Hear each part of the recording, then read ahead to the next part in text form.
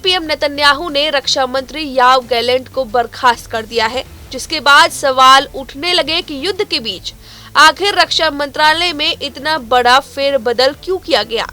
13 महीनों से इजराइल की मल्टी वॉर फ्रंट का नेतृत्व कर रहे योआव गैलेंट को आखिर क्यों हटा दिया गया।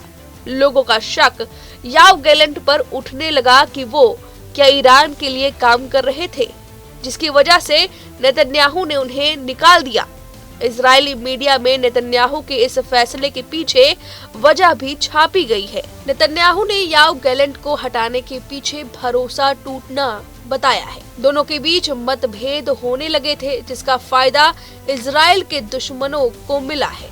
ईरान इसमें शामिल है। नेतन्याहू किसी भी हाल में चाहते हैं हमास का खात्मा, लेकिन योआव गैलेंट चाहते थे कि पहले हमास के चंगुल में इजरायली बंधकों को छुड़ा लेना, जिसके लिए दोनों के बीच मतभेद पूरी दुनिया के सामने आ गए थे। इजरायली मीडिया के मुताबिक नेतन्याहू ने कहा कि युद्ध के बीच में प्रधानमंत्री और रक्षा मंत्री के बीच पहले से कहीं ज्यादा पूर्ण विश्वास की आवश्यकता होती है। योआव गैलेंट पूर्व इजरायली जनरल है, जिन्हें सुरक्षा के प्रति उनके व्यवहारिक और सीधे नजरिए के लिए जाना जाता है। गैलेंट की इजराइल के 13 महीने के गाजा अभियान के दौरान भूमिका के लिए तारीफ की जाती रही है। उन्होंने अमेरिकी रक्षा मंत्री लॉयड ऑस्टिन समेत अंतर्राष्ट्रीय सहयोगियों के साथ मजबूत संबंध बनाए हैं। गैलेंट के रक्षा मंत्री रहते इजरायली सेना ने ईरान पर सफल हमला किया है, जिसमें उसकी मिसाइल सुविधाओं को निशाना बनाया गया। गैलेंट की असहमतियों के सार्वजनिक रूप से सामने आने से नेतन्याहू निराश हो गए। उन्होंने दावा किया कि इससे इजराइल के दुश्मनों को प्रोत्साहन मिला है। नेतन्याहू और गैलेंट के बीच तनाव महीनों से बढ़ रहा है, जो सैन्य रणनीति और कूटनीतिक विकल्पों को लेकर इजरायली सरकार के भीतर मतभेदों को उजागर करता है।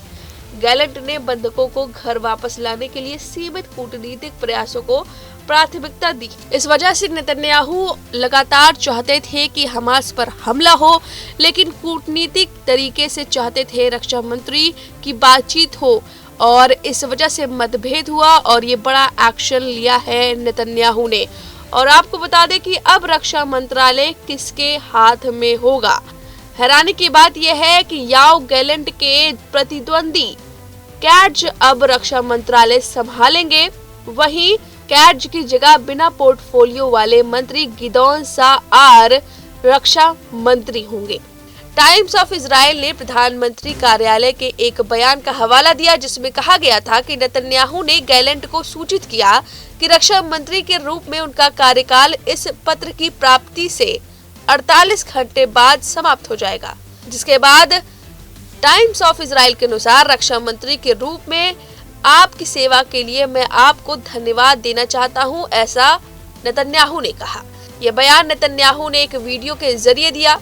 उन्होंने कहा कि दुर्भाग्य से हालांकि युद्ध के पहले महीनों में विश्वास था और बहुत ही उपयोगी काम हुआ था, लेकिन पिछले महीनों के दौरान मेरे और रक्षा मंत्री के बीच यह विश्वास टूट गया है। उन्होंने कहा कि ये युद्ध के प्रबंधन पर असहमत थे और आरोप लगाया कि गैलेंट ने ऐसे बयान दिए और कार्रवाई की जो कैबिनेट के निर्णयों के विपरीत थे। नेतन्याहू ने गैलेंट पर इजराइल के दुश्मनों की अप्रत्यक्ष रूप से सहायता करने का भी आरोप लगाया।